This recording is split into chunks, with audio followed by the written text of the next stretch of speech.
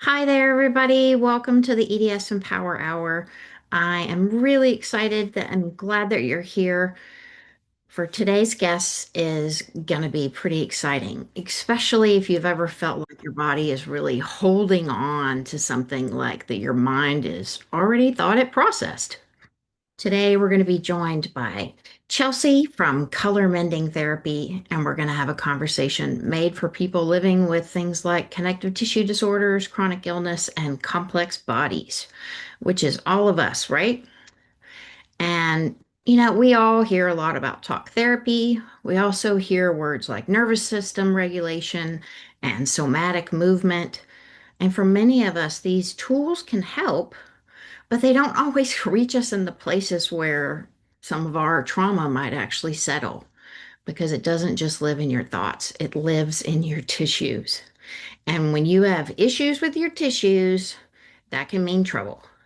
So when you already have this connective tissue disorder, your tissues are literally like more vulnerable, more reactive, more guarded, and they can store emotions and show up as chronic muscle tension, spasms, pain, and that constant like bracing that we don't even realize we're doing, just trying to hold it together. And that's why I'm really excited about our guest today from Color Mending Therapy, because she's offering a different doorway that's actually quite simple to do some emotional processing that doesn't ask you to like relive it or analyze it or explain it or go to therapy. Because as she's going to tell us, emotions are just clues. They're not really like rules. And so I'm going to let her share her background and about her intuitive coloring that lets your body kind of speak first. So let's get right to it. Chelsea, tell us about yourself. Hi, y'all. Thank you so much for letting just spending the evening with me, a little bit of time out of your day. Time is a precious commodity, so I'm just grateful that you all are here and showing up. My name's Chelsea, like Christy said, and I'm really grateful for her to give me this opportunity to come speak with you all. I met Christy a few months ago and taught her how to guide herself through color mending sessions, and she immediately asked me to share this tool with you all. So excited that we made it happen. So Yeah, thank you before, so much for being here. yeah, anytime, anytime. So before we begin, I'll do a quick overview of what tonight's gonna look like, our time together. I'll introduce myself. I'll talk about why I created color mending. We'll talk a little bit about emotional regulation. We'll talk about what emotions are and how our brains construct them. We'll talk about color mending. We'll actually do a color mending session together, and then we'll finish up with a Q&A, and I'll leave you with some information if you want to get in touch and learn more. Let me So just ask really quick, can everyone see Chelsea's slides? No. Let's see. Oh, bummer. I can see them. Let's see. I just like reset it to where you can share. Okay, now we can. I'm getting in the text. Okay. Yay, So thanks. thumbs up, you can see the slides? Yeah, okay, awesome. Thank you. I'm gonna ask I love that the chat's enabled and everything else because I have a few questions and I want this to be have you all participate too. So this is exciting. Cool. Let's see. So before we get started, or as I'm talking, I want you all to gather your supplies. So we're gonna need, y'all are gonna need a pen or a pencil. You can also type if that's more comfortable, or if you don't have something to write with. You'll want to grab a few sheets of paper. It doesn't matter the size or the type of paper. It could be printer paper, lined paper, paper from a notebook, sticky notes. It could be an envelope from some junk mail that you have lying around. If you don't have any paper, you can also use your phone. My favorite tool to use color mending on, especially with my devices, is my phone, the Notes app. And also you'll want to grab something to color with. So that's preference based. I highly recommend crayons if you have them, just because They're fun and it's easy to color a lot of space in a short amount of time, but use markers, pencils, highlighters, anything that you have on hand. Okay, as you're gathering that, I want you to think to yourself, how would you answer this question? The question being, how would you describe your relationship with your emotions? If you want to, you can drop it in the chat if you're feeling brave and want to share, or you can just write it down or keep it in your head. I want you to write down the first thing that comes to mind. Again, there's no judgment, just go with it. And we'll circle back to your answer in a few slides. So how would you describe your relationship to your emotions? Melinda, I love that. I'm trying to learn how to understand my emotions. That's great.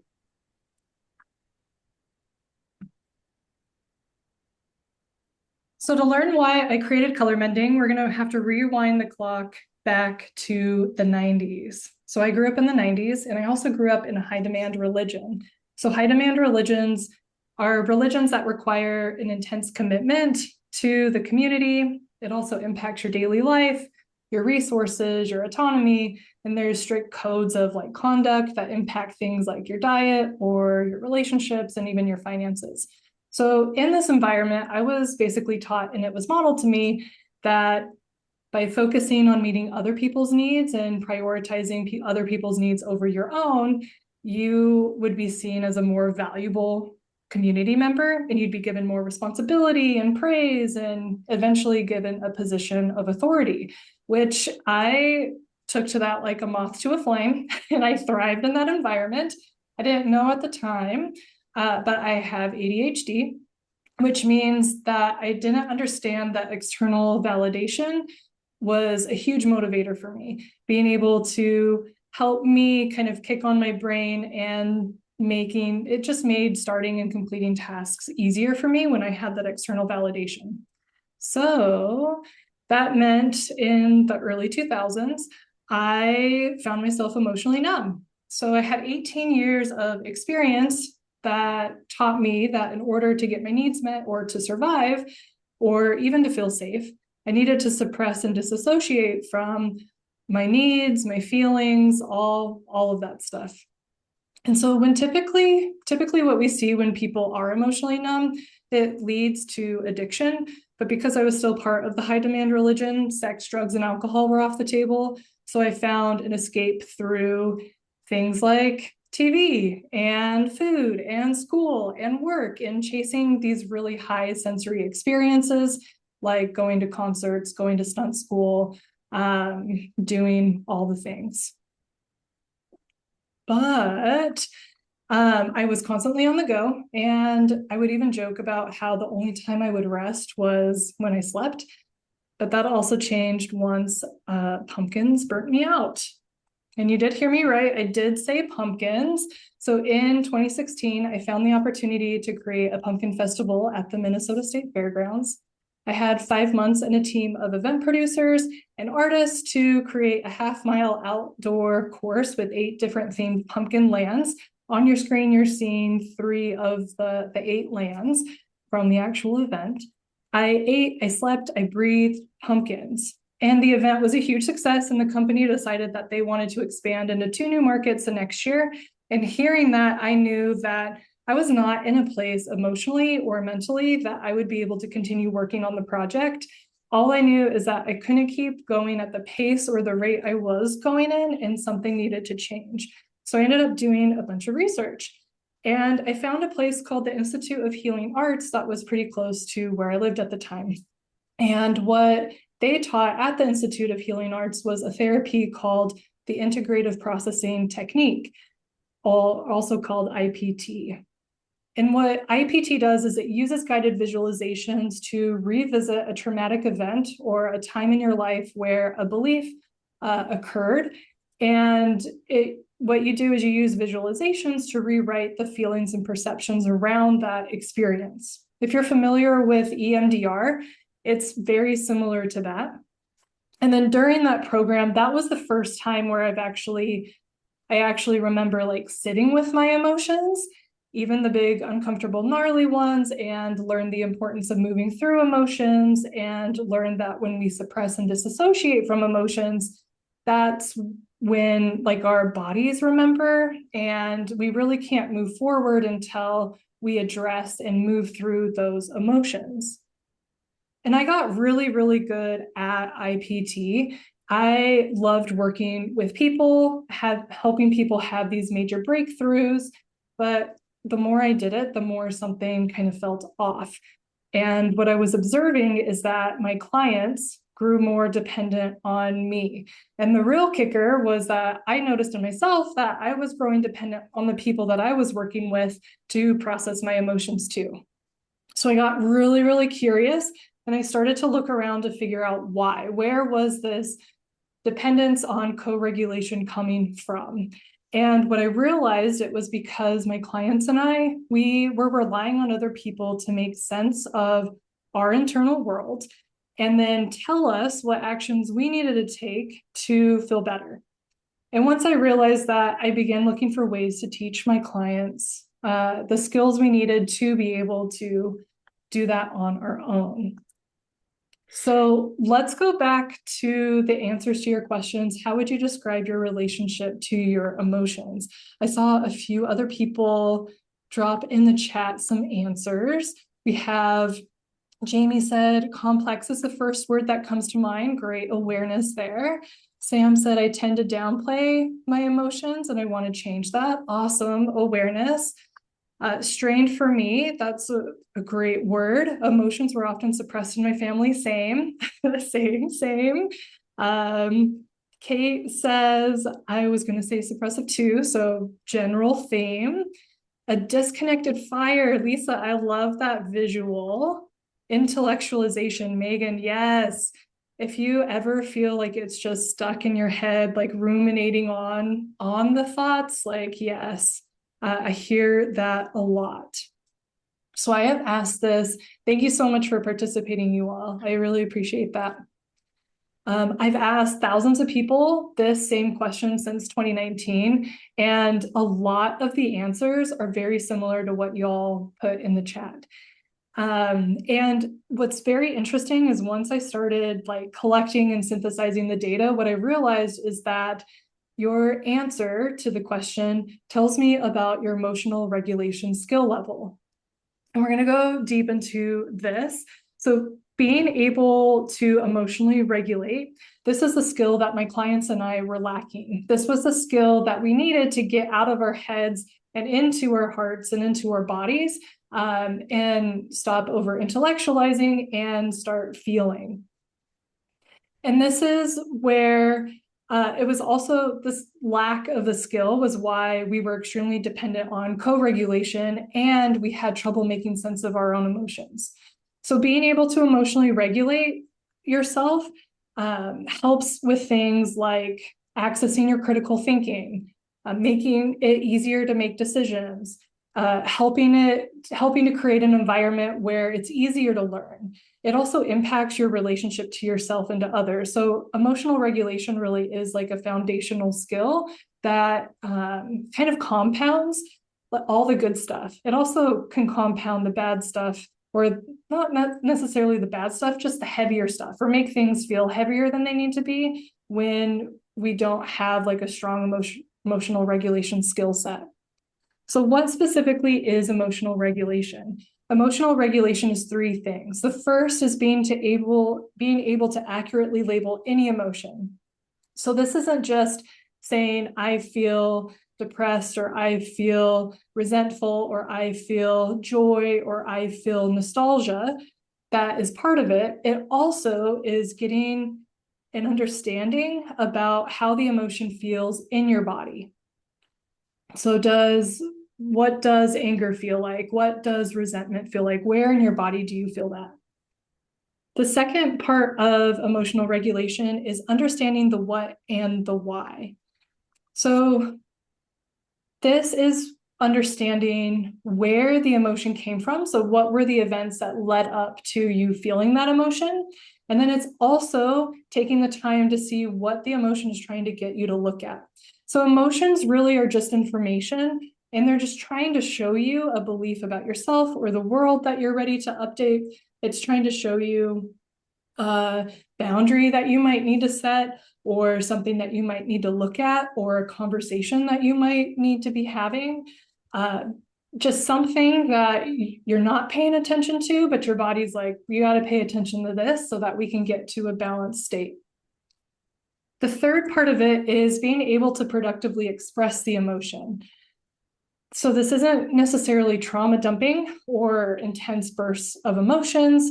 It's literally just taking the information from the emotion and figuring out what action you can take to feel more balanced. Maybe it's as simple as drinking a glass of water, or making a slight change to your routine, or spending more time with the people that you love, or maybe having a tough conversation that you've been avoiding. It can be that simple.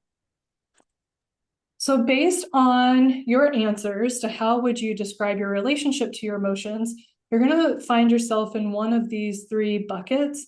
Now, keep in mind that wherever you land on, like, whichever bucket that you feel like is resonant to you, that's just information. It's not something, it's not a judgment of your character. It's not a judgment of your skill level. It literally is just information to give you a starting point.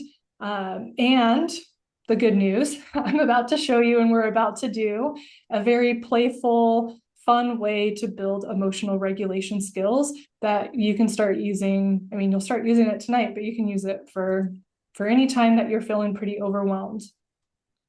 So the first bucket, there's a lot of text on the screen. I'll give you a minute to look through all that. But these are the three buckets. We have the top, strong emotional regulation, developing emotional regulation, and weak emotional regulation. And as you're looking through it, I want you to see that only 10% of the thousands of people that I've talked to have fallen in bucket number one, where they feel super confident with their emotions and they are very open and curious and flexible with them. That is not the standard. Definitely look at 70% of people fall into bucket number three. And it's not just, I mean, I talk to people from all different cultures, from all different backgrounds, all different ages. Like, this is a universal skill that we haven't prioritized as a society for a lot of different reasons. But that there's this shift of where this is an essential skill for us all to develop. Okay. So once I discovered that emotional regulation was the skill that my clients and I needed to build, that's when I started to go to work to figure out how.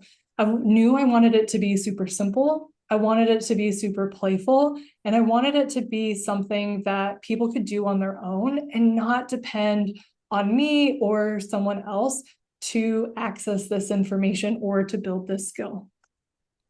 So after more research, trial, and error, I realized that I could help people build this skill through coloring. Yes, coloring. Not like some fancy art with rigid rules. It literally is just intuitive coloring. So after 6 years of iterating and working with 250 people from the ages of 4 to 85, Color Mending Therapy was born.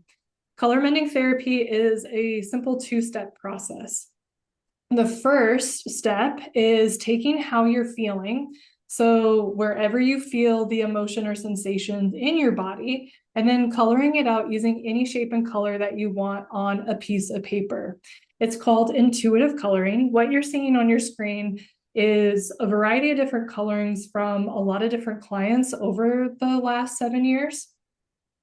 And I want you to notice that there's really no wrong or right way to color. There might be some repetitive shapes and different uses of similar colors, but every single coloring is going to look unique and different. Okay, the second step is taking your coloring and decoding it. So what I realized after coloring with 250 people is that colors, I started noticing patterns. My ADH neurospicy brain started noticing a bunch of patterns. So what I realized is that colors represent emotions and shapes represent what the emotion is about, what they're trying to get you to look at. So I compiled these charts, and now I teach people how to use the charts as a starting point to gather more information about what their body is trying to get them to see. A lot of the people that I work with, they have a hard time articulating their internal world to someone else. So things like journaling or talk therapy are a little harder to access. If you ever find yourself saying like, I'm fine when people ask you how you're doing, or you're just like, I don't even want to go there because I don't know if I can tell it to you in like 2 seconds. And so I'm just going to tell you I'm fine, or you're saying I'm fine because you don't know how to describe your internal world to someone else. This tool can be really helpful to help give you the language to be your own best advocate and to help express and articulate your inner world to others. Okay, so now that you know why I created color mending and have a little idea of what color mending is and that it helps you build emotional regulation skill, we're going to do a coloring session together. I'm going to walk you through each step. The biggest thing that I want you to keep in mind is that your brain is wired for safety. So it is only going to color out the things that, one, it feels comfortable for you to color and look at in this specific environment. And two, it's not going to spill like a deep, dark secret, or it's not going to feel like it's coming out of the left field. It really is just going to feel like, man, this message is what you needed right now. Also, there is a portion of this where I'm going to walk you through an intuitive coloring session. And intuitive coloring is a skill that you can use just to move through the emotions. One of my favorite examples that I tell people about the power of intuitive coloring and using it to process emotions is 2 years ago, I was working with a third grade class in Minnesota, and they colored once a week for 10 minutes. And if they had time, they would look at the interpretation charts.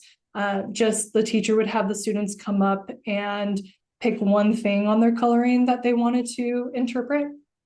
And they saw huge benefits and a big transformation in their class, just because they were able to do a body scan, connect with how they're feeling, and move that feeling out of their body and put it in a place. So it wasn't living in their body. They were able to somatically work through the emotion. So even though they didn't get the message from the emotion, just the process of moving it out of your body is going to be really valuable and beneficial to you. So just know that if you take nothing else from our time today, just know that you can color out how you feel. And sometimes that's enough. Okay. The first step, I kind of alluded to it a little bit, but we're going to do a body scan. Drop a 1 in the chat if you've ever done a body scan before. I'm going to talk you all through it. Oh, nice. We've got some people who have. A lot of people have. This is great. Awesome. Awesome, awesome. Body scans, I'm just gonna, for those watching the recording or for those who may need a little refresher on what body scans are. Body scans are taking a few seconds to check in with each of the different parts of your body to see how it feels. For color mending, specifically, we are looking for the part that is making the most noise. So we're looking for the part that feels uncomfortable, or maybe feels a little tight or restless or just different than the rest of your body. Sometimes the spot that's making the most noise, especially for y'all living with chronic illness, sometimes it's like that spot for sure is it. Other times it might take a little bit to discern which part actually is speaking the loudest, or sometimes it might just take a little minute to figure out what spot is making noise. So I want you to close your eyes and then do a body scan. Take as much time as you need. And then once you found the spot that's making the most noise, I want you to write it down on the piece of paper that you're working with.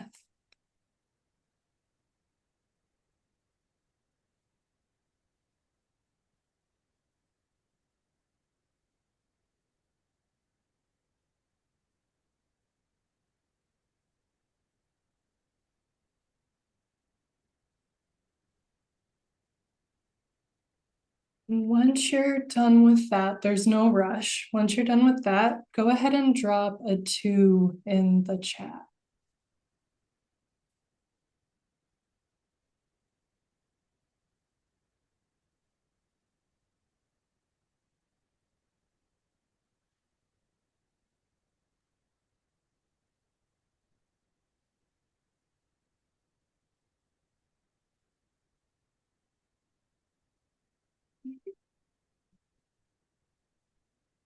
Awesome.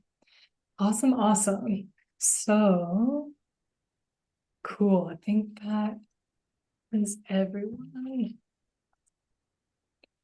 The next part that we're going to do is we're going to categorize this as, does the noise that you found, does it feel heavy, so down, upset, or off, or does it feel light? Does it feel good, happy, airy, balanced? And if you're not sure if it feels like a mixture of both, you can just write heavy, but go ahead and write that down to the part of your body that was making the most noise.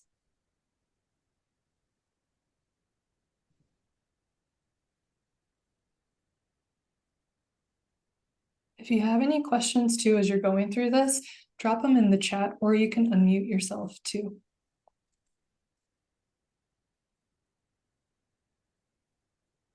Cool. Okay, now I want you to describe the noise. So I want you to use 1 to 2 words. I have a word bank up here if you're needing some help selecting a word or want some ideas. But when you see if you can pick like 1 or 2 words to describe the sensation.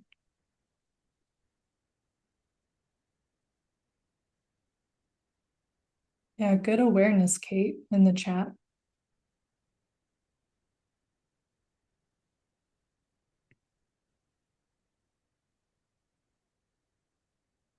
And once it feels like you have a word or two that describes the sensation or the noise, just drop a number 3 in the chat.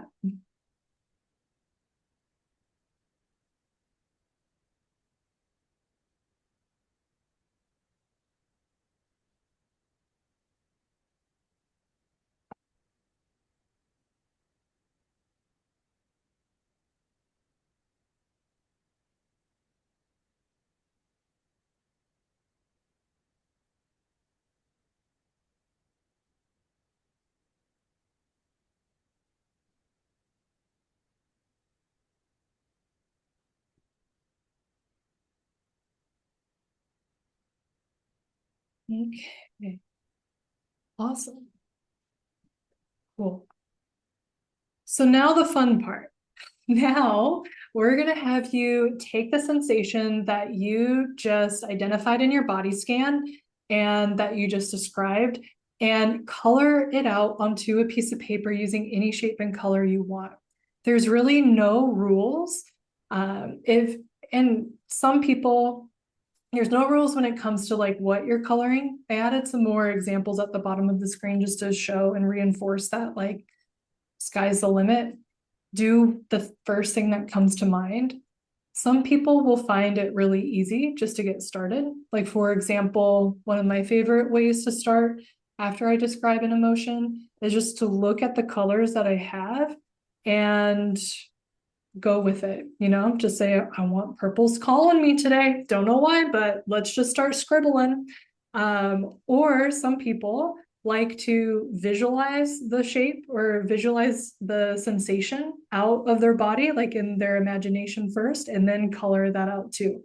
So there's really no wrong way or right way to color. Just trust yourself and keep coloring until it feels complete. It can be super detailed, like if you want to take a few minutes, like 5, 7 minutes to do it, great. Or if it's just like a little tiny scribble, that's fine too. But I'll give you guys a few minutes to do that.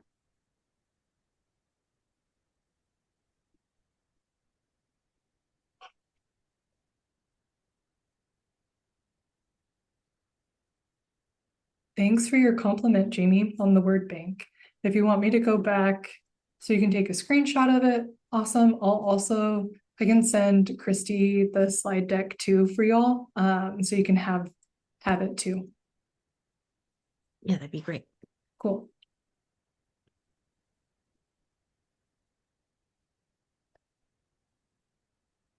Yeah, you'll have these slides for sure. I also have a YouTube channel that has a lot of like guiding you through different coloring sessions too. But I'll get to that too.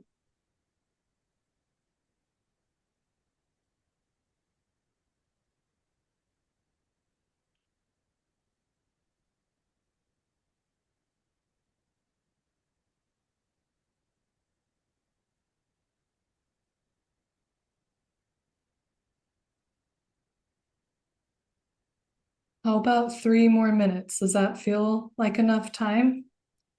Too much time or just about the right amount of time? Good.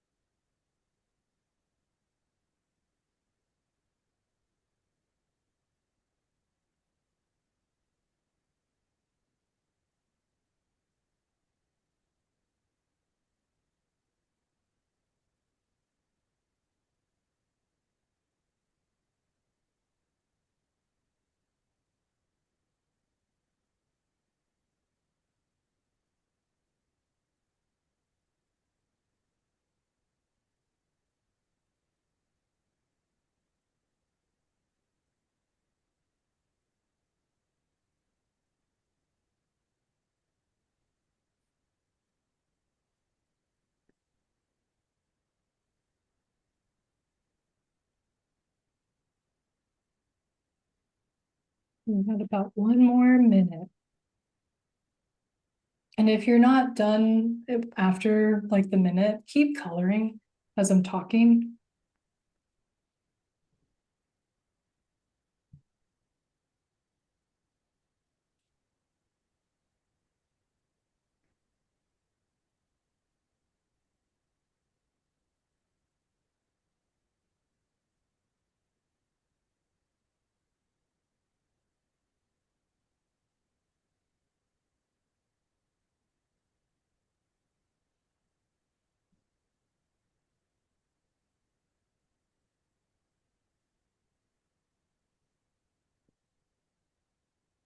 Okay. You guys did it. You did intuitive coloring. How was this experience for you? Drop it in the chat. I would love to know if you found it easy or difficult, or if you noticed anything while you were coloring. You could also unmute yourself if you want to talk too.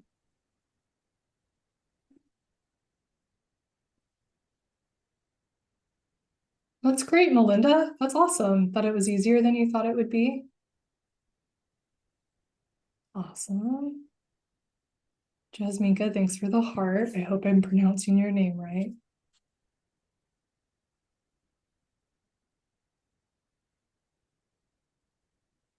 I want I you to, know. I yeah, know go. when I first did it, it was like, I ended up with like circles, it was like nothing that felt like I was doing anything meaningful. But I found out later it meant something. Yeah, this is awesome. Empowering, restorative. I feel lighter. That's awesome, Kate. Awesome awareness. What a lot of people will see. I think, Christy, even after your first coloring session that we did together, you mentioned that it felt lighter, like just being able to get the emotion out of you and onto a piece of paper is really empowering. One of my favorite things to do, and this is just as a tidbit for your own personal practice, for if y'all continue to do this, one of my favorite things to do is like rip up the paper or burn the paper or shred the paper, especially if I'm like coloring out really heavy, gnarly emotions. It just, for me, it's like a big release. So be safe if you're using fire. But yeah, you definitely, this isn't going to hang in the museum. So really, if it feels like you want to hang it on your wall, awesome. But if you just want to like get rid of it, that's great too. If it helps with the processing the emotion. Rebecca said the sensation feels very tangled based on the image you colored. Yeah, sometimes it does feel like that. Even just the awareness of like that it is tangled, all of these little tidbits that y'all are saying, these are the foundations of building emotional regulation skills. It's just being able to build kind of like your internal awareness, which is called interoception. It's one of our internal sensory systems, but it's just building that skill. Oh, cool. Megan, do you have synesthesia? I've worked with a few people who have it, and it's so fun. Y'all have a gift if you have it. Oh, that's so cool. I would love to know about your experience doing this and if you found it helpful or if it was just like different than what you're used to. Dax, it was hard to start, and weirdly, I am feeling feelings now that I've been suppressing, I think. Wow, that's good. That's awesome awareness. Also, too, if you start coloring, because that's what, especially if you're coloring like something that's been around for a while, you'll notice that your first coloring, it will be like opening up a cap of like a bottle that maybe has some like your favorite, like Coca-Cola or favorite pop in it. And it could be exploding or just like feel like a volcano. So continue to color. You don't just have to color one page. Sometimes I'll color 5 pages in one sitting, especially if it's something that it feels like a lot, like I just have a lot to process. I'll color multiple pages and do multiple body scans too. Okay, very interesting. Cool. So synesthesia, I don't think I'm saying that right, but it's essentially where you view, oh, there we go. You view like noise and sounds like as colors.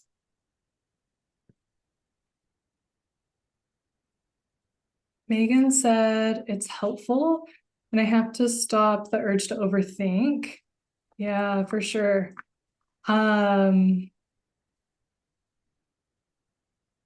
Picking up from somewhere else or something that I'm coming from inside of me. And now that I think about it, I wonder what would the picture I drew sound like as music? That's great, Megan.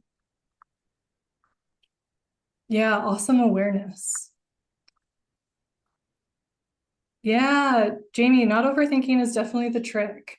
It's like flipping a switch, right? Of especially if you're prone to overthinking or spend a lot of time in your head, this is really just a way to help like quiet the noise and like flip a switch to like get in your body and stop the freight train. I like to call that. That's my head.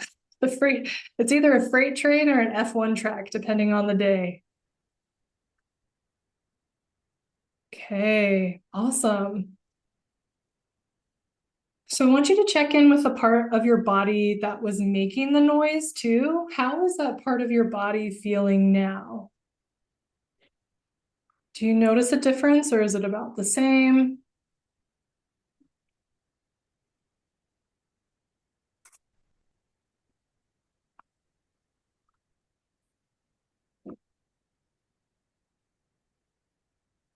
Feels lighter, a little better. That's great. Both great. That's awesome. A little less pain. That's huge.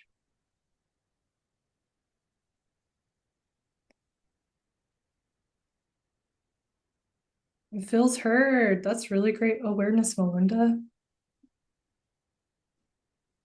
Sometimes too, you'll notice that our bodies just want a listening ear. It's kind of like a toddler, like trying to get our attention.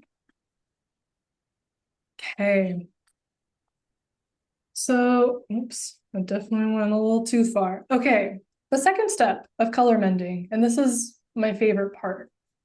The second step of coloring is using the charts that I've compiled, so the step-by-step guide, to figure out what the shapes and colors in your coloring represent. Now, if you have a shape and a color that you're curious about, like if there's one shape or color that is standing out to you the most as you look at your coloring, drop the shape and the color, and also if you labeled it as heavy or light in the chat, and I'll look it up in the guide and I'll tell you what it could possibly mean or give you some information to help be a starting point for you to explore what that could mean.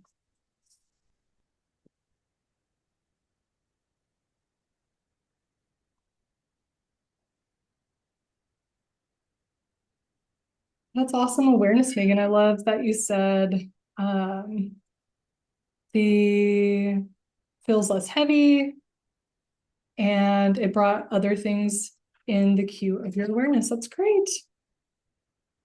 Okay, Rebecca, we got a blue and red tangled ball of yarn and it was heavy. So let's look at the color red. So in this case, red means annoyed, but specifically annoyed about how disruptive things are feeling. Blue specifically has to do with like a lack of energy or interest in whatever you were coloring about, or maybe it's just in general. And then yarn has to deal with your creativity. So it'd be kind of interesting to see usually what happens if we have something that is light, or something that is generally perceived as like something beneficial, like creativity. It's interesting to see how sometimes emotions will block our creativity, and sometimes our body is just telling us like, hey, that annoyance that you feel or your lack of energy and interest, that's blocking like your creative energy. Also with this stuff, take what resonates and leave what doesn't. This is, like I said, the charts aren't like, this is what it means, like this is hard and fast. It's more of, here's some little pieces of information for you to connect the dots and see if you can make more sense of what is being brought to your attention. Christy, we've got a black crisscross fence or wires. Love it. Was that heavy or light? Yeah. Heavy? Yeah. Okay. So black in this case has to do with a cultural pattern that is just a lot of like emotional weight, or something that's like, it's like a cultural pattern that you're ready to kind of let go of and kind of release. And then fences, crisscrosses, and wires. So whenever we have like a crisscross, it's primarily a representation of shame. So it could be either like the cultural like relationship to shame, or how they use it to like fuel themselves, or something around that. Wires have to do, or like some barbed wire. Where do I have that? That is just a second.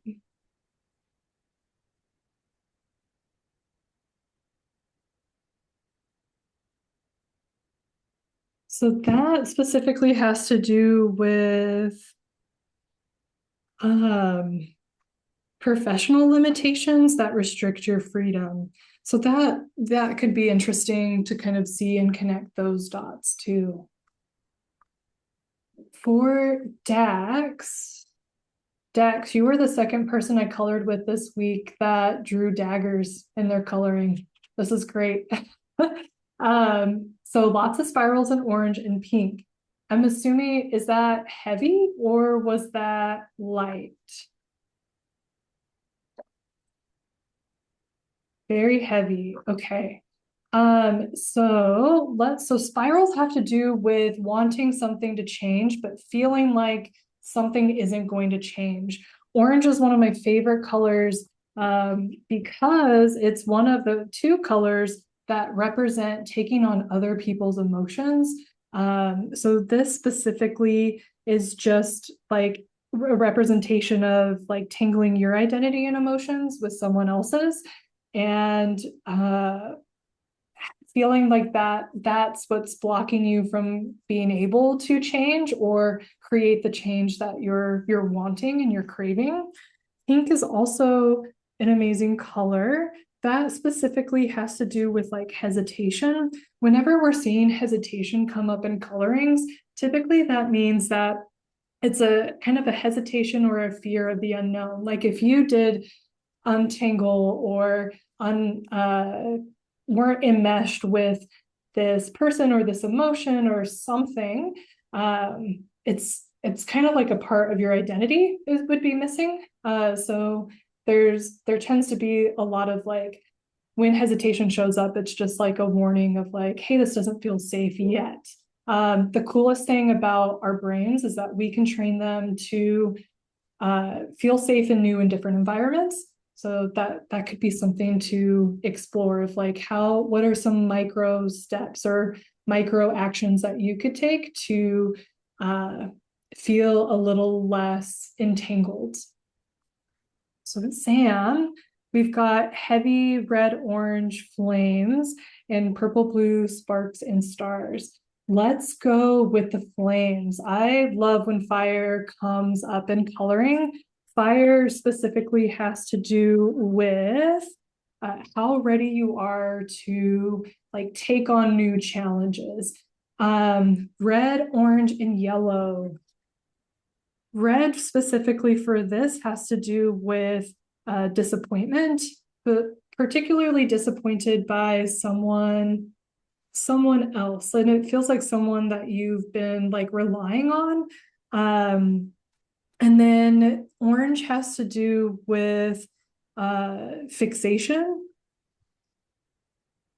So fixation specifically has to do with just getting stuck on a specific thought or a specific concern. And then yellow has to do with just not being able to find the courage to like make the change or find the courage to like handle the things because it looks very different. Now, the cool thing about all of this though is that really emotions are just information. And I hope that as I'm walking through these shapes and the colors, that you're seeing that like, oh my God, like this is like giving me some articulation or some understanding about like the feelings that I'm feeling. Because once we're able to understand our starting point, it is so much easier to figure out what steps you can take or the next steps you can take to feel more balanced, to feel like you are in like a more balanced or regulated state. I have a free download on the next slide that will explain a lot of that in more depth if you're interested. Anna, pink, heavy, twisted, pulsing, and clench. Love it. So pink specifically, I would say for you, Anna, pink has to do with hesitancy. So similar to what we've just talked about with hesitancy of just like a reluctance to speak. And it's more of like a reluctance because there's like some doubt there. Doubt for like the intuition or for your specific intuition. But it would be interesting to see what would happen if you took small actions, maybe to help connect your intuition and trust it a little bit more. The coolest thing about learning emotional regulation skills is that you don't have to do anything drastic. We're not talking about like going to the gym and starting a weightlifting program or going into a calorie deficit or moving or quitting your job or doing something drastic. It literally, it could be as simple as what is one thing that you can do tonight before you go to bed? And maybe it's like just saying what you're grateful for, as like cliche as that sounds, or maybe it's thinking of a time where you trusted your intuition and you were right, or maybe it's thinking of like, I don't know, something to help kind of cultivate that uh, cultivate that trust. Okay, Megan, I'm gonna go with blood. I love blood. Not like in a creepy way. I promise I'm not a vampire. Blood and colorings, I cannot tell you how many times blood has shown up in my colorings the last 2 months. Blood is such an interesting shape when it comes out, primarily because it has to do with family or community beliefs that are passed down that you're ready to let go of. So brown specifically has to do with helplessness. So it would be interesting to explore what are the community patterns or your family patterns related to the emotion of helplessness. So feeling like you can't defend yourself or you have to act without assistance. It would be interesting to see that. I'm thinking, because it's also tied to the red triangle, triangles or anything with like a lot of points is tied to anger. So, and typically when we have anger come up in colorings too, it just means like you're super ready to like let this stuff go or whatever this belief is. Like your body is like basically begging you. And sometimes that's the hardest to let go of because it's the most comfortable and the most familiar. And it's scary to think about what's going to be on the other side of that. So yeah, definitely explore that. Triangles also have to do with your connection to your spirituality. So that's more of like, think of like your connection to yourself and to your intuition. So it could be that the whatever that pattern is blocking you from being able to connect the way you want to connect to yourself. Okay, Kate, we've got a yellow center circle surrounded by dark red, purple, and black. Awesome. And a green outside, it was heavy. Let's specifically look at yellow and circles. I know Christie talked about how when she first colored, she colored circles and she thought maybe it wasn't super great or just like meaningful. It was too simple, but trust me, circles are the best. Circles specifically have to do with how certain something feels. So this specifically means that something feels very uncertain. Yellow for you has to do with like someone's character. It's not you. It's like something it's something you're trying to work out with someone else and their character, and you've seen like red flags and you're trying to figure out let's see, you're trying to figure out like how to make something feel more certain. Maybe it's like a questioning maybe. But there's something that you're sorting out around like someone's character. It doesn't feel like your own character. It feels like it's pretty like solid and your own. But there's something there to explore. Katie, chaotic mix of blue and gray zigzag lines. Let me tell you, zigzag lines have come up in my coloring for the past year. Zigzag lines mean that something needs your attention. As much as that, how simple that is, you would think that everything needs my attention with how long, or needs some attention from me with how much it shows up in my colorings. But let's look at blue and gray. Blue specifically for you has to do with um it's like sorrow from like something that feels very difficult. So this sorrow, it's saying like don't suppress it, but like look into it, that there's something really juicy and meeting and a lesson for you there. Also for gray, gray has to do with anxiousness, just like very uneasy because you're uncertain of like what the outcomes could be. So definitely like look into that. Awesome. I'll share. So I'm not going to share the specific color and shapes charts with y'all. That's something that, but I am in the QR code. It is going to be something that, like, I have a program where I teach you how to walk yourself through color mending. It's called the Coloring Bet. And I specifically designed it this way after working with 250 people and um, getting their feedback and everything else.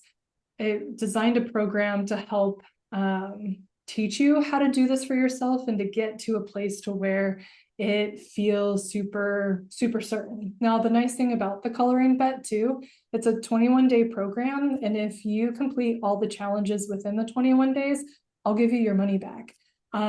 That's a guarantee. Like truly, we'll give you your money back. I believe in this stuff so much. I just want everyone to experience it. So you can either, at the end of the program, choose to get your money back, or choose to take it a step further and apply it as a credit to some other programs that I have. I know we are at time. There are a few people I know, Jamie and Lisa and Melinda. There's a few.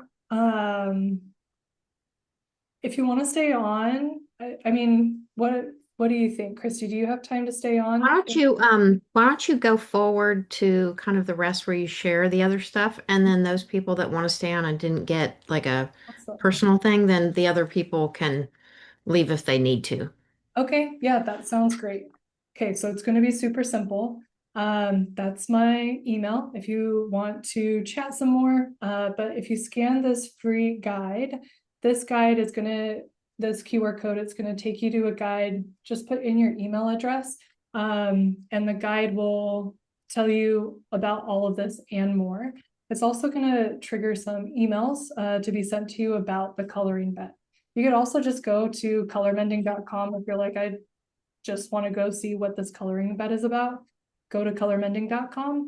And in the top, there's a lot of links to it. You can figure out the coloring bet. Just go there for that. You can also follow me on TikTok, YouTube, and Instagram. Love to, yeah, continue the conversation. And especially if you felt like it was beneficial, would love to hear it. I love hearing people's experiences with this tool. Yeah, so thank you so much, y'all, for joining me, for spending your evening with me. If you did not get your, if you didn't get your interpretation for a shape and a color, stay behind if you're interested in still getting it. But yeah, if not, feel free to leave. You can also stay behind and hear other people's interpretations too. So truly, thanks for dropping that in the chat, Christy. Yeah. And then, if you have time, if they have any questions or whatever, Yeah, I'm for happy sure. to stay on here longer so that everybody gets kind of what they want. Yeah. I have plenty of time to kind of stick around and chat and answer questions too. Awesome. Okay. Let's see. Jamie, stopped at you. So a soft edged rectangle that is colored like a bruise. Wow, I love that. Feel sad about it. Yeah. Feels heavy. Good awareness on connecting the emotion to the shape. So rectangles have to do with how stable something feels. So in this case, because it feels really heavy, it would be that something feels really unstable. Um, for this, we'll look at the colors. So typically, if you have like a general theme and look at the colors, you can get some more insight about like what feels unstable or what the instability is like fueling. So dark purple specifically for this has to do with rebelliousness. And it's more of like rebelliousness towards convention. So it's kind of like people have kind of it kind of feels like people have put you in a box. And it's just like you want to rebel against that box, like the convention that other people have or the expectations that other people have and are placing on you. You're kind of like, F those. Like, I'm blazing my own trail and doing my own thing. And then blue specifically has to do with more of like a lack of energy. What's interesting about this is that rebelliousness feels like a fuel, but it feels like for this, and I feel the same way too with rebelliousness, is that it actually drains your energy, like your life force energy. And so in a way, it's kind of like the rebelliousness is basically like a full circle moment, like a prophecy, a fulfilling, self-fulfilling prophecy of like, man, maybe their expectations or their views on this could be right. Which isn't the case because in your heart of hearts, like who you truly are, it's not, but there's just like the attachment or the fixation on the rebelliousness is kind of draining the energy. Lisa, we got green and blue as the underlying colors. There's a lot of layers. So the cool thing about this is that anytime that you are like layering different things, it definitely feels, I think you were the one that was saying that it felt very tangled. And yes, that is 100% what it is. Let's go ahead and look at the colors, green and blue, because you listed those first. Green specifically has to do with grief. And it's in response to the loss of something important, whatever that is. Grief is such an interesting emotion because even when we make changes that are for the better, we're still grieving like the things that once were or the way things used to be. But yeah, to go kind of explore what the grief would be about. It kind of feels like the through line, especially if you listed it first. Typically, when you list something first, that means that it's kind of the through line or the main theme for the coloring or that your body wants you to look at first.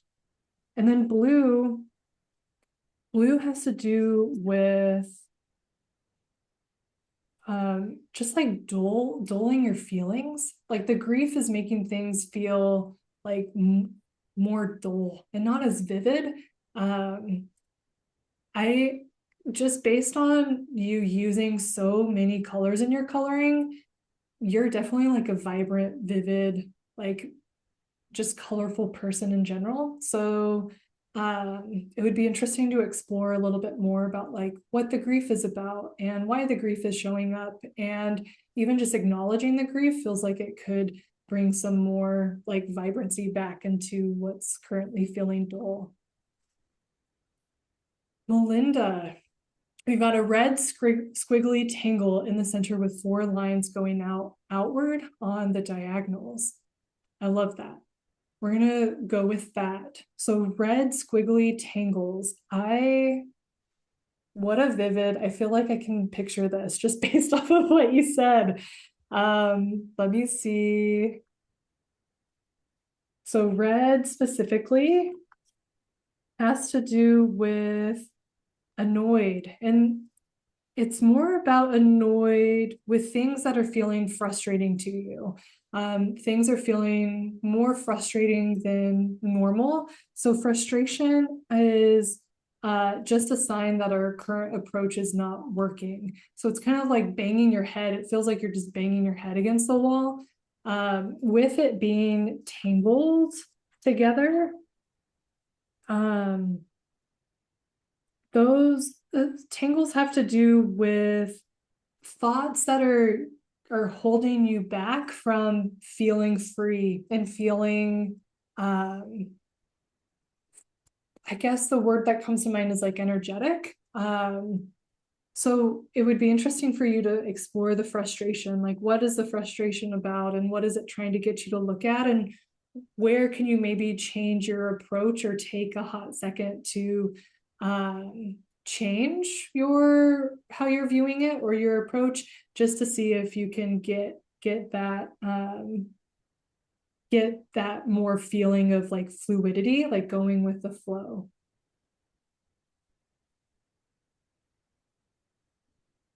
Okay, awesome. Any questions or any other shapes or colors that you're like, actually, I want to know what that means, or anything else I can help you all with today? I'm Does gonna, anybody have any general questions? Katie, I know you're an artist. Um, um, no, I sometimes have a hard time describing with words the visual. Um, and so I think it's interesting this in this process where there's a lot of translation, where we're translating a feeling to words and then the words to color and then the color back to a drawing and then the drawing to words to then describe to you. And so it's just interesting how many like crossovers there are. And just the it's just interesting. So anyway, it's really cool.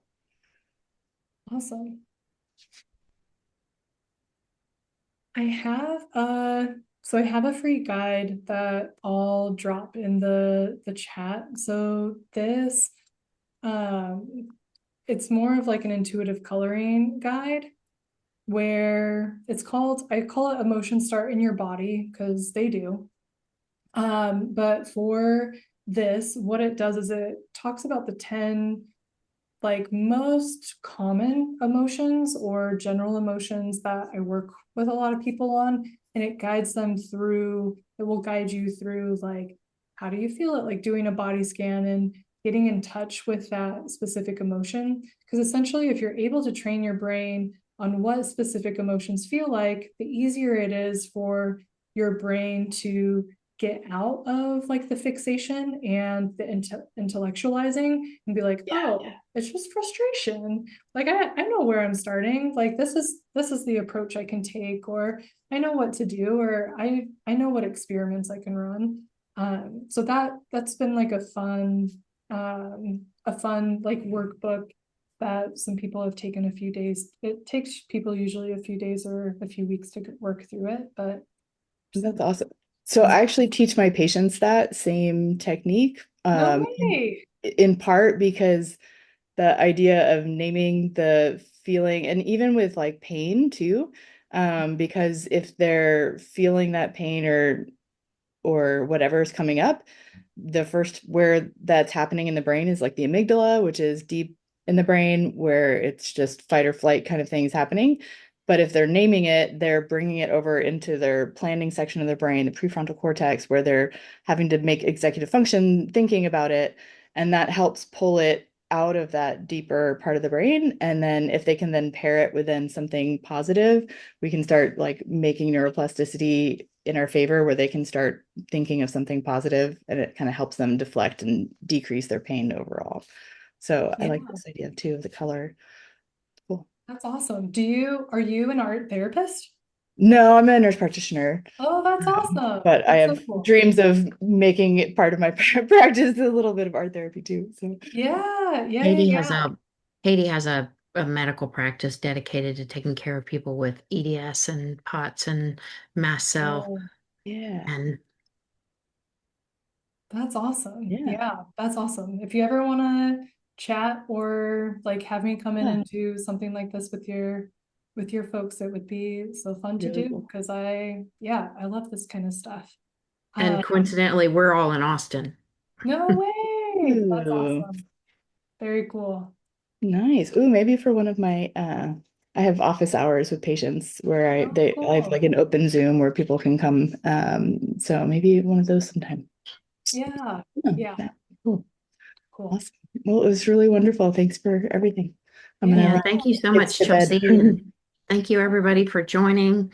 This was really interesting and creative and just like a new way of figuring things out that I mean, I'm personally really fascinated by this program that Chelsea's put together and wanted to share it with you guys and it's like, gosh, I'm getting this message from this little doodle that I did, and it's helping me really understand something. And then what was really much more meaningful to me, and whether this happens with you is up to you, but like the more I did it, the more that like say it was a pain, the pain went down, or it was something that was bothering me, it stopped bothering me. And then I started feeling more just like present. I didn't have this noise going on that like something was trying to tell me something. And so like I could just be more See? present, which I mean, like, God, what a gift, right? So Yeah. yeah, thank Anything you. to help me stop intellectualizing? Awesome. Yeah, Yeah. and just Yeah. be present because that's I think what our nervous system is really wired to do is to live in the present moment. But we have such we've and I talk about it in the free guide with the QR code and that the link that Chrissy dropped in the chat. But we just as humans, and I think because we don't want things to be simple in our relationship to struggle to where it feels like we need to complicate it and it's like too vulnerable or too scary sometimes to be in the present moment. So yeah, if we're able to kind of just what Christy said of let's get out of our heads and into our bodies and just really live and experience the present, it makes a huge difference. And Melinda, I'm so glad that this was the best part of your day. I mean, that just like makes my day. And week two, that y'all found this so beneficial and that y'all were willing to spend a little time with me this evening. So thank you. And thanks, Christy, for making this happen. Yeah, thank you for being on here and everybody for joining. And we have an exciting another webinar with another Austin favorite with Anita Lane next week, and she's going to be talking about love bombing and her kind of four-step method for getting out of that, like narcissist trap, trauma bonding, and all that sort of stuff. So I'm doing some really different, interesting things, and not all like medical providers talking to us in 2026. So Good. feedback about it, if you guys want to message me or whatever, I'd love it. And thank you all again. And coming together, being connected, and empowering each other to just feel better and be better. So thank you, everybody. Thank you. Bye-bye. Just take care. Okay.